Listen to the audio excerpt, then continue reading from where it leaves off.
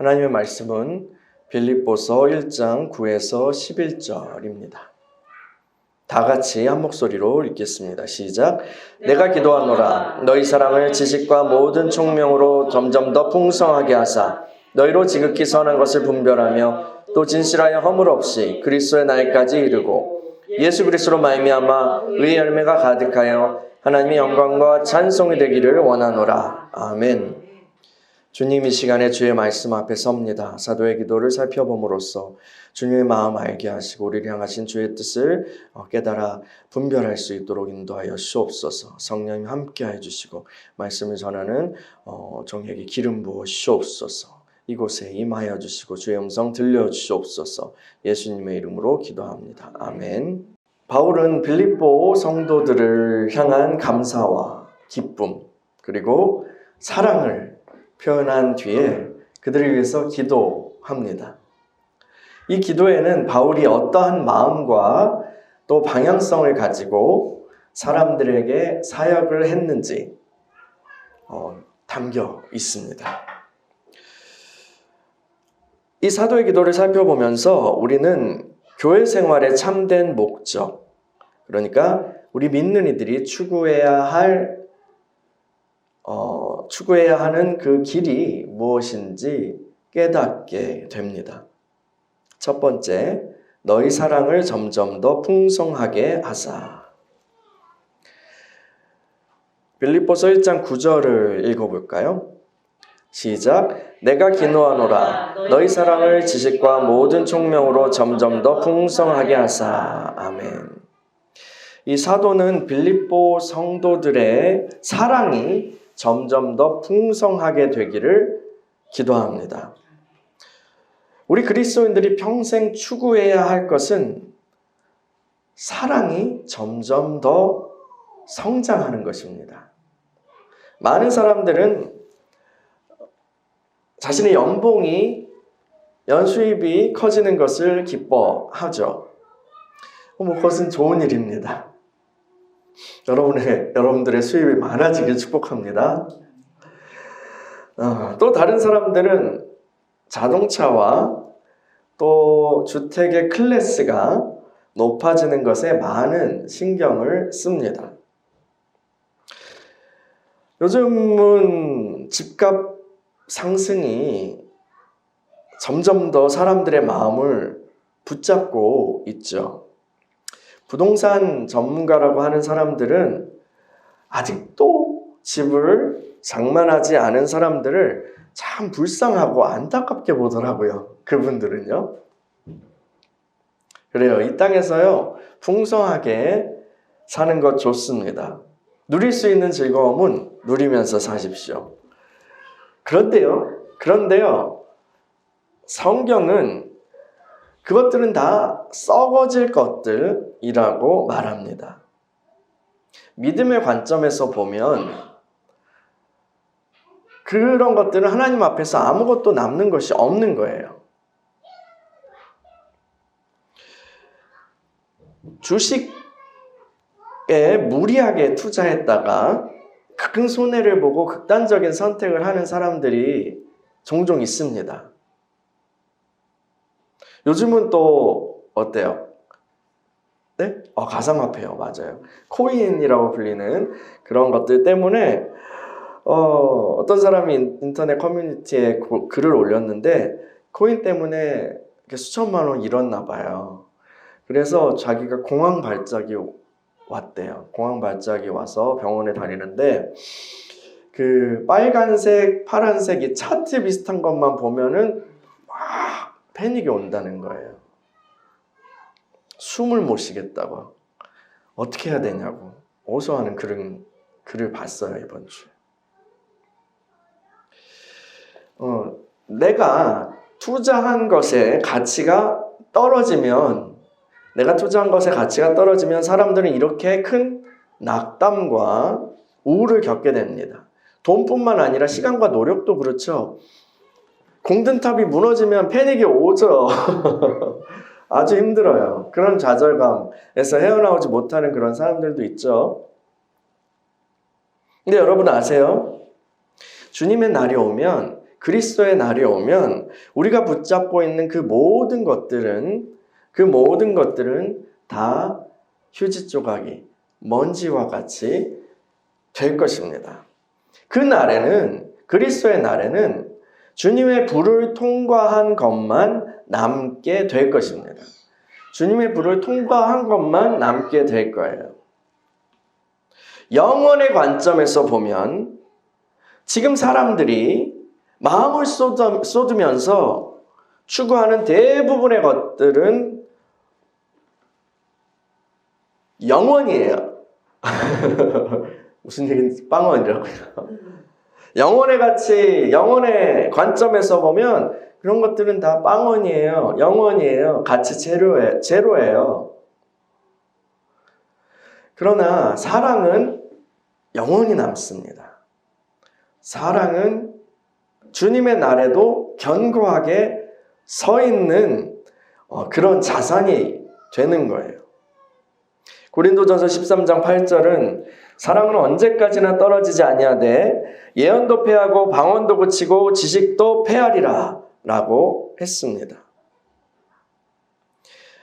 이 생에서요, 우리 인생에서 우리가 사랑의 부요함을 추구한다면 그것은 매우 현명한 선택이고 현명한 투자인 것입니다. 우리가 키워가야 할 사랑은 아가페 사랑이에요. 아가페 사랑이에요.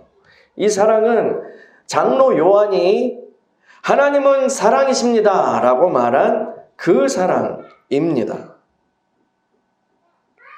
이 사랑은 하나님의 성품이에요. 사도 베드로는 하나님이 우리를 부르신 이유가, 하나님이 여러분들을 부르신 이유를 바로 이 신적 성품에 참여하는 존재가 되게 하시기 위함이라고 말했습니다. 신앙생활을 오래 하면 할수록 사랑이 풍성해지는 것이 정상적인 길입니다. 여러분들 신앙생활 얼마나 하셨습니까? 여러분들 거듭난 지 얼마나 되셨나요?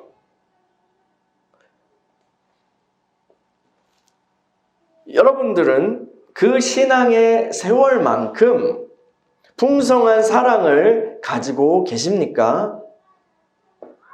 그리고 그 사랑은 날마다 증가하고 있습니까?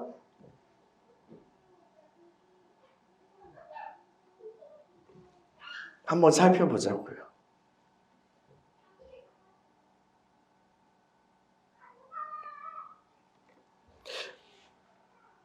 그 사랑의 차트를 보자고요. 다른 차트도 중요하지만 집값 차트도 중요하고 코인 차트도 하는 사람들한테는 중요하겠죠. 그런데 영원한 관점에서 우리가 진정 신경 써야 될 그런 차트는 사랑의 차트예요. 우리의 사랑은 얼마나 증가했는가, 얼마나 부유해졌는가, 얼마나 풍성해졌는가. 신앙생활이 지나가는 만큼 나는 정상적으로 사랑의 풍성함을 경험하고 있는가.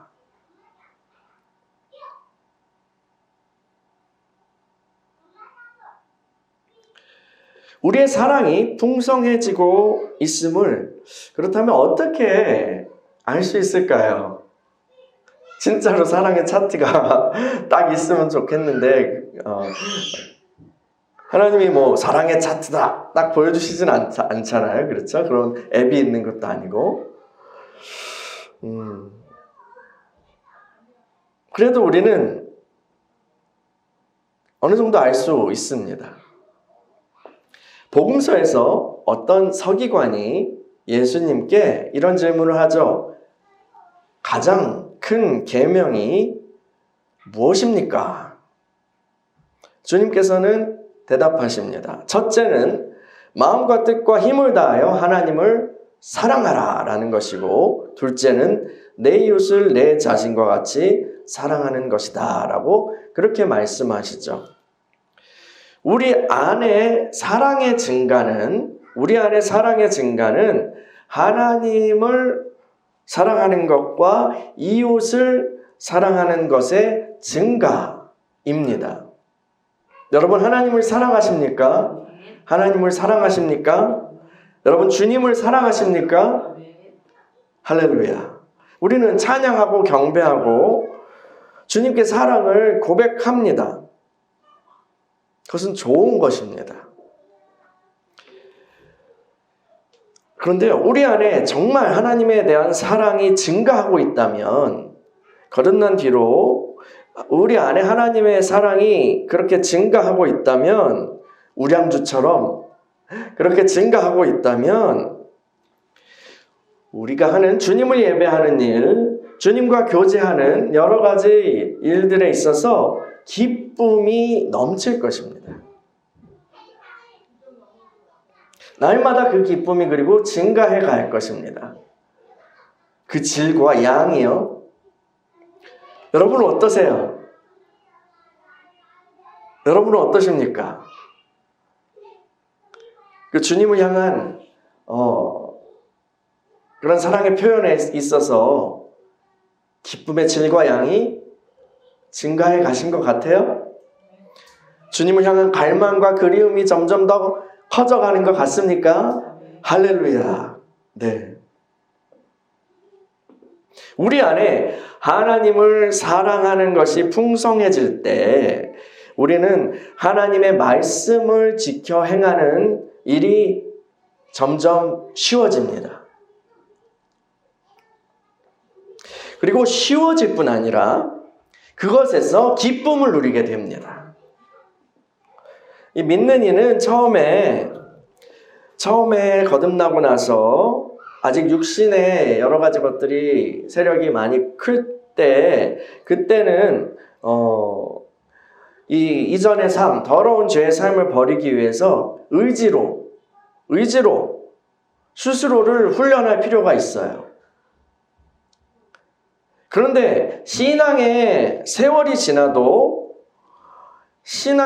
계속 지나도 여전히 자기 자신을 부자연스럽게 내 내면을 부자연스럽게 누르면서 억지로 무언가를 하지 않고 혹은 억지로 무언가를 하고 있다면 그는 성장하지 않은 것입니다. 그 안에 하나님을 향한 사랑은 매우 빈곤한 상태인 거예요. 겉으로는 뭔가 기독교 문화 혹은 교회 문화에 적응된 그런 모습일지 몰라도 그 안에 하나님의 말씀을 행하는 주님의 그 길을 따라서 행하는 것에 대해서 아주 계속 힘들기만 하고 그것을 막 부자연스럽게 눌러야만 하고 기쁨이 전혀 없다면 하나님의 사랑은 매우 빈곤한 상태인 거예요. 우리 안에 하나님을 향한 사랑이 커지면 그분의 말씀을 어떤 당위성만이 아니라 사랑해서 행하게 됩니다. 사랑해서요. 그 길이 점점 더 편해지는 거예요. 제가 설명을 잘하고 있나요? 요한일서 5장 3절은 이렇게 말해요. 하나님을 사랑하는 것은 이것이니 우리가 그의 계명들을 지키는 것이라. 그의 계명들은 무거운 것이 아니로다. 아멘. 우리 안에 하나님을 사랑하는 것의 증가는 그분의 그분의 계명을 행하는 것이 점점 더 전에 비해서 편해지고 행복해지는가를 돌아보면 확인해 볼 수 있는 거예요.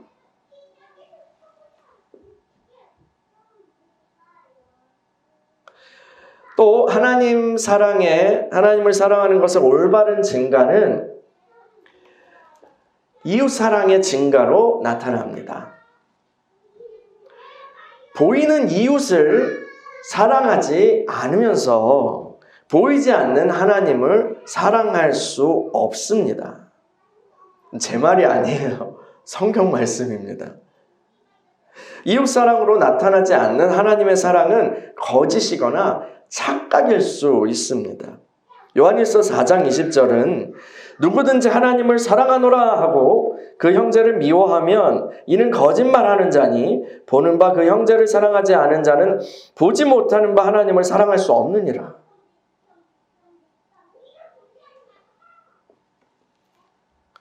여러분 10계명의 제 5계명부터 10번째 10계명까지는 이웃사랑에 대한 하나님의 계명이죠.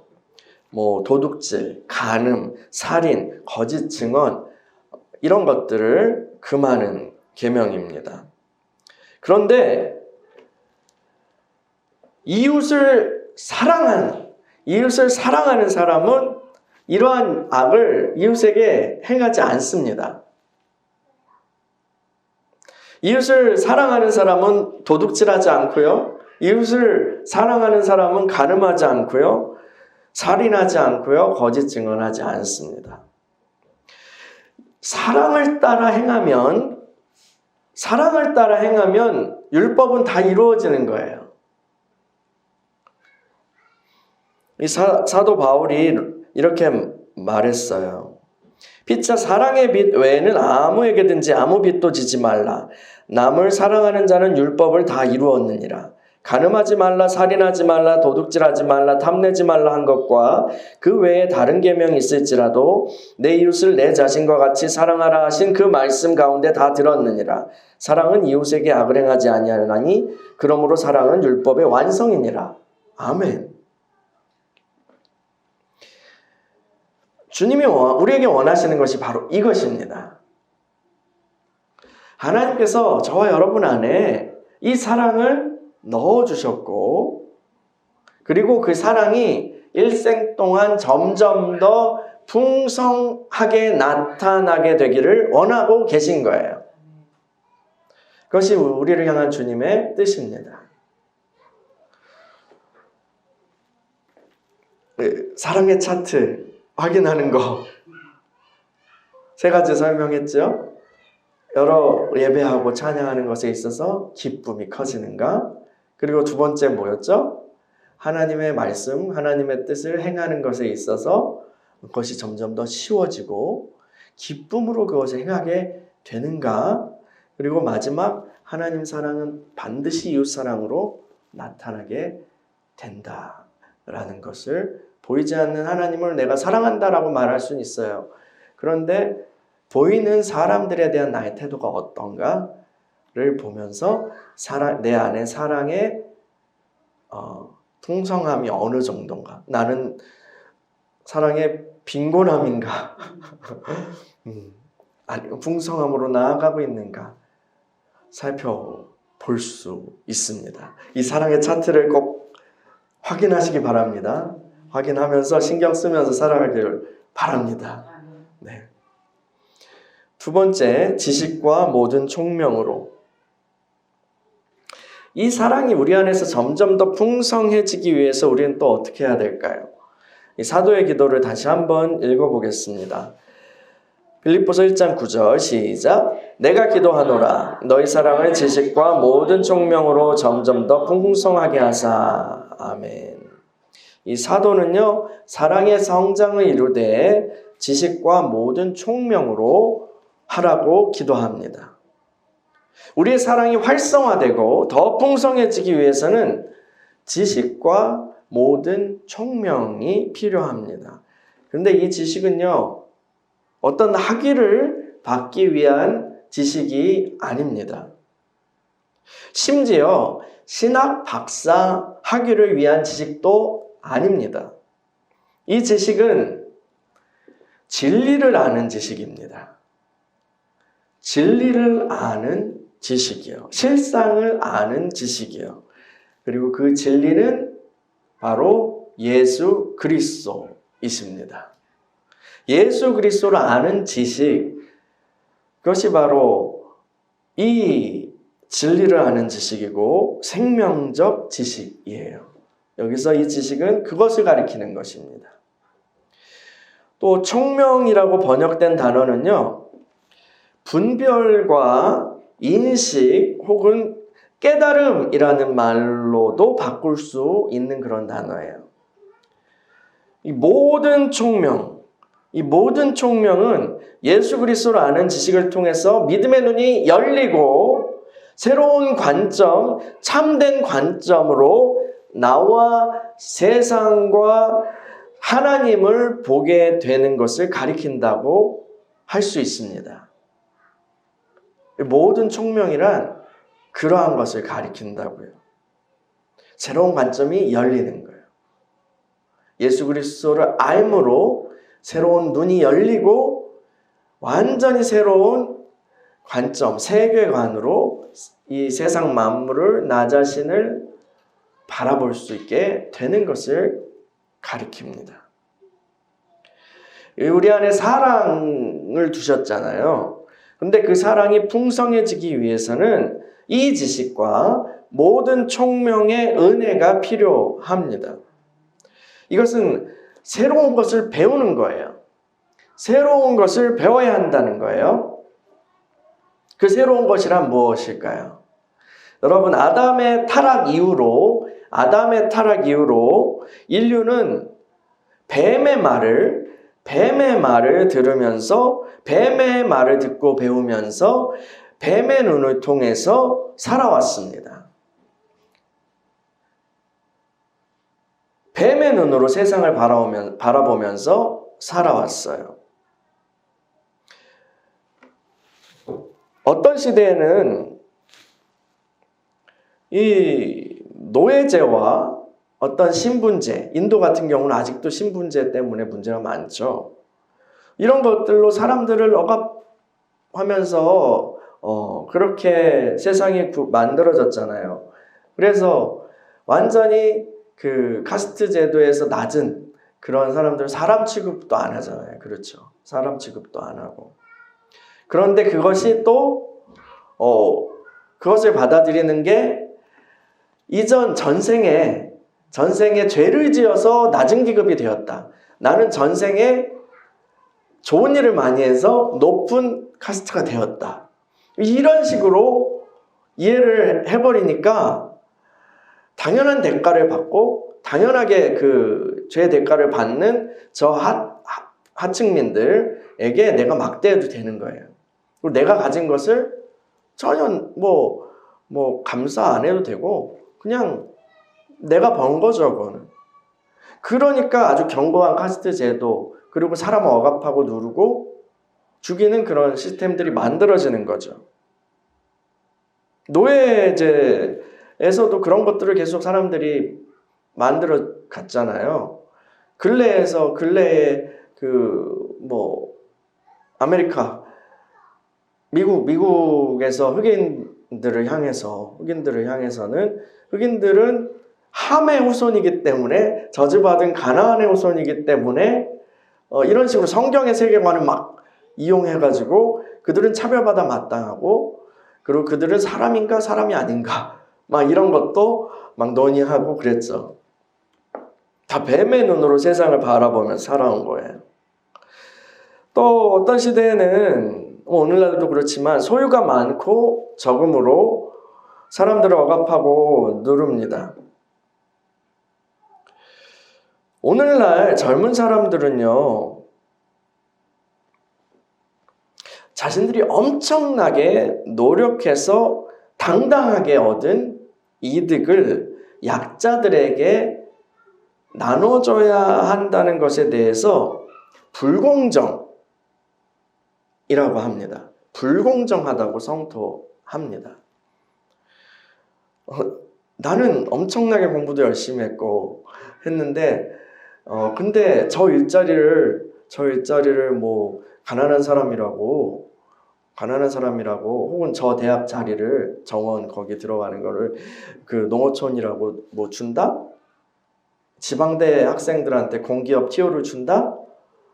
이런 거는 말이 안 되는 거예요. 그 친구들 입장에서는. 그래서 불공정하다라고 성토하죠. 공부를 굉장히 잘 하는 그런 분들이 더 그런 생각을 하는 경향이 있는 것 같습니다. 근데 이것은 어르신들이 늘 하시는 말씀 중에 하나가, 보수적인 그런 분들이 복지제도를 확대하면 사람들이 게을러지고 나라가 망한다 라고 하는 그 복지병에 대한 그런 것의 최신 버전 같아요. 이 젊은 분들의 생각이요. 근데요, 물론 젊은 사람들의 처지도 이해가 가요.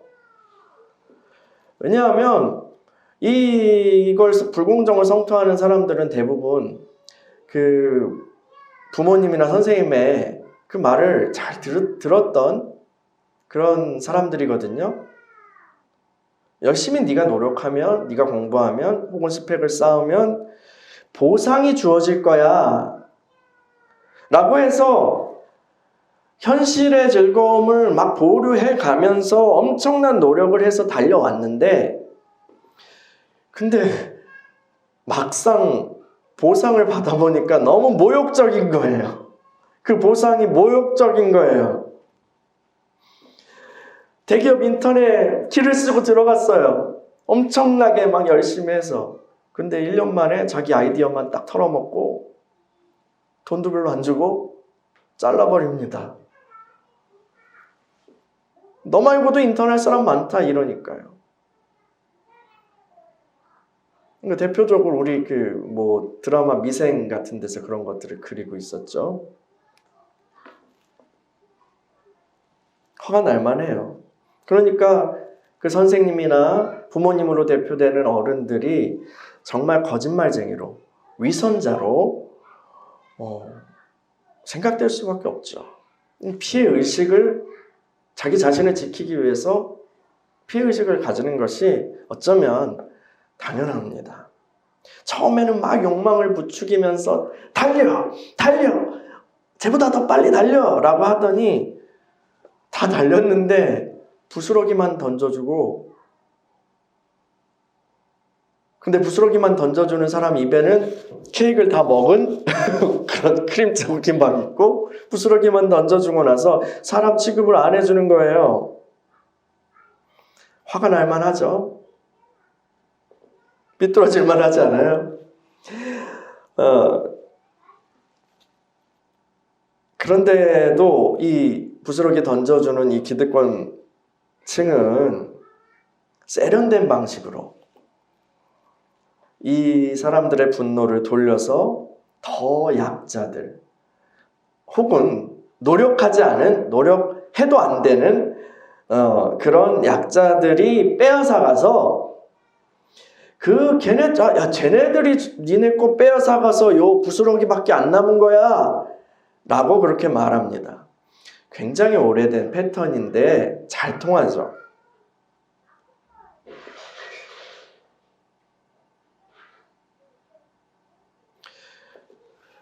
또 젊은 분들 중에 이렇게 좌절한 사람들은 사람 취급을 받기 위해서 부동산 투기나 아니면은 코인 같은 것에 인생을 걸 수밖에 없다라는 결론을 내리는 거예요.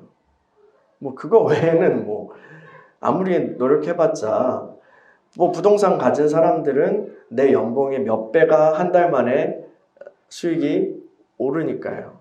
그리고 부동산을 마련할 종잣돈 그런 것조차 없는 사람들은 코인이라는 아주 특수한, 어떤 사람은 그 코인을 이렇게 긍정적으로 평가하면서 그런 어떤 명품, 미술품 가치가 날마다 올라가잖아요. 그런 것에 비유를 하더라고요. 그 미술품을 우리가 살 수는 없어. 그런데 코인을 살 수는 있는데, 코인은 마치 그런 미술품을 요만큼 지분을, 미술품의 한 0.1%의 지분을 가지는 거야. 그러니까 이거 얼마나 좋은 거야. 우리가 할 수 있는 것 아니야? 우리가 할 수 있는 것이 아니야? 라고 그렇게 얘기한다고요. 솔깃하지 않아요? 그러면서 막 이제 블록체인 기술 어쩌고 하면은 해야겠다. 나도 뛰어들어야지. 하게 되는 거죠. 그런데요, 이런 것들이 세상이 우리를 죽음에 가두는 방식입니다. 지금까지 얘기한 것들이요. 다 이 세상이 뱀의 말을 통해서 죽음에 우리를 가두는 방식입니다. 어쩔 수 없이 우리는 그 안에서 살아가야 하지만 말이에요. 그렇기 때문에 우리가 어떻게 살아야 하는가는 굉장히 중요해요. 그리고 어떻게 이런 것들 속에서 올바른 선택을 할 수 있는가가 굉장히 중요한 거죠. 교회는요, 믿는 이들에게 그리고 우리의 젊은 형제 자매들에게 어떤 말을 들려줘야 할까요? 어떤 말을 들려줘야 할까요? 좌요? 우요? 진보적인? 보수적인? 아니면 어떤 이즘? 그런 것들을 공부할 수는 있겠죠. 교회가 그런 것들을 대표하고 그런 사상을 전파해야 한다는 것을 사명으로 여기는 사람들도 있는 것 같아요. 그런데요, 가장 본질적으로 교회가 들려줘야 할 말은 예수 그리스도입니다. 예수 그리스도, 그분의 말이에요. 성경을 가르치되 그리스도를 가르쳐야 합니다. 그리스도요. 근데 이 가르침은 머리만 크게 하는 지식이 아닙니다. 바울은 지식은 교만하게 한다라고 얘기했는데 그 지식이 아니에요.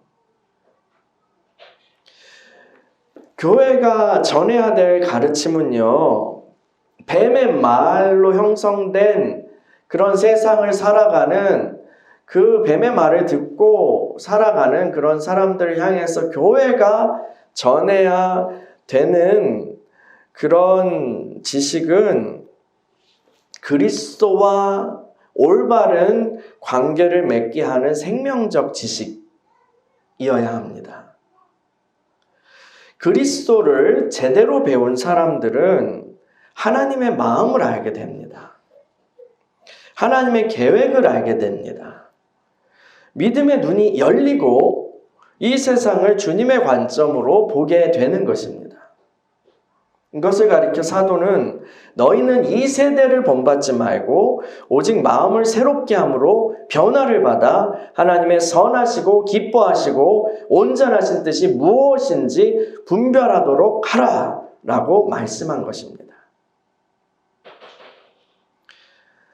사도가 이 마음을, 생각을 새롭게 하라는 말을 굉장히 많이 했다는 것을 여러분들 아세요?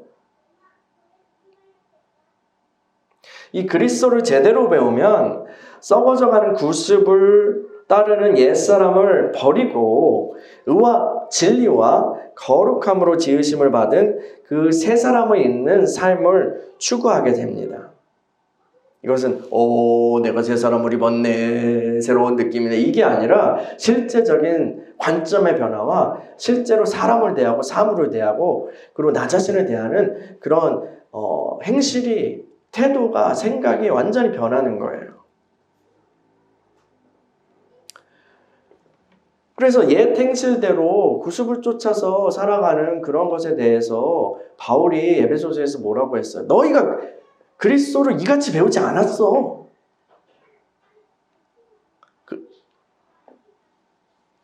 그리스도를 우리가 안다면, 우리가 제대로 배웠다면 다르게 살아간다는 것을 당연하게 얘기하고 있는 거예요.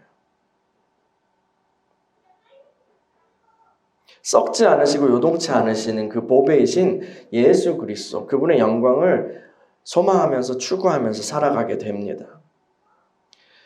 여러분, 이것이야말로 이 시대에 필요한 것이 아닐까요? 이것이야말로 갈 길을 못 찾아서 헤매고 낭망하는 그런 젊은 형제, 자매들을 위해 교회가 전해주어야 하는 지식이 아닙니까? 그리스도의 말씀으로 우리의 마음 그리고 생각의 영역이 재구조화되어야 합니다. 주님께서는 제자들에게 너희는 내가 일러준 말로 이미 깨끗하였으니 라고 말씀하셨어요. 말씀이 우리를 씻긴다는 거예요. 말씀으로 우리를 씻긴다는 거예요. 뱀의 생각으로 가득한 뱀의 말을 듣고 완전히 망가져 버린 그런 것들을 말씀이 우리를 씻긴다는 거예요. 여러분, 말씀과 성령으로 거듭나는 것을 중생이라고 하는데 디도서에서 바울은 이것을 중생의 씻음이라고 표현했어요. 씻음이요. 근데 이 씻음의 역사는 중생 이후로도, 거듭남 이후로도 계속 되어야 하는 거예요. 하나님의 말씀이 우리를 깨끗하게 하십니다. 마음이 청결한 자는 하나님을 보게 될 것이다 라고 주님 말씀하셨어요. 우리의 마음에서 뱀의 말이 제거되고 하나님의 말씀이 거하게 될 때, 우리 마음이 점점 더 깨끗하게 될 때 우리 안에서 주님의 생명이 더 풍성하게 역사하게 될 것입니다. 우리 안에서 주님의 사랑이 더욱더 풍성하게 나타나게 될 것입니다. 이것이 인간의 본래 자리이고 우리 존재가 올바로 기능하는 거예요. 주님의 설계에 따라서요. 인간은 곧 하나님의 사랑을 나타내는 존재인 것입니다. 그럴 때 제대로 기능한다 라고 인정받는 거예요. 하나님 기대하시는 건 그거예요.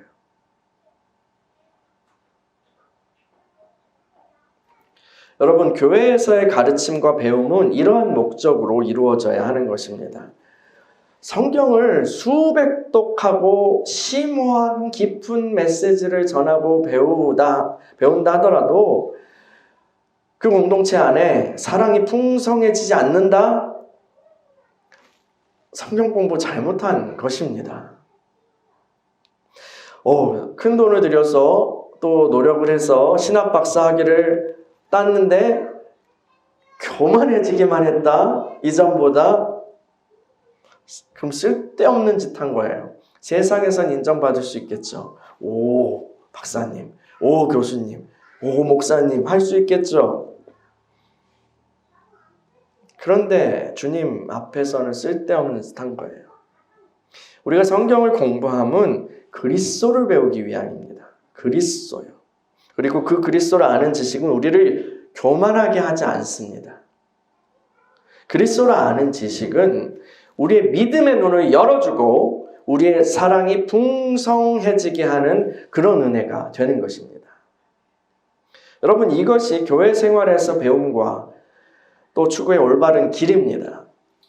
여러분, 우리 믿는 이들은 신의 성품에 참여하는 자로 부름을 받았습니다. 우리가 추구해야 할 것은 사랑이 더 풍성해지는 것입니다. 이것은 우리의 삶의 목적입니다. 여러분, 목적지를 우리가 제대로 알 때에 길을 잃지 않게 돼요. 표대를 알고 있을 때 길을 잃지 않게 됩니다. 잠시 시야가 가리고 넘어질다 하더라도 목적지가 바로 보이고 그것을 놓치지 않으면 길을 잃지 않아요. 여러분, 날마다 사랑에 풍성해지는 그 길을 추구하는 저와 여러분이 되기를 원합니다. 이 사랑은 그리스도를 아는 지식과 성령께서 주시는 깨달음을 통해서 확장됩니다.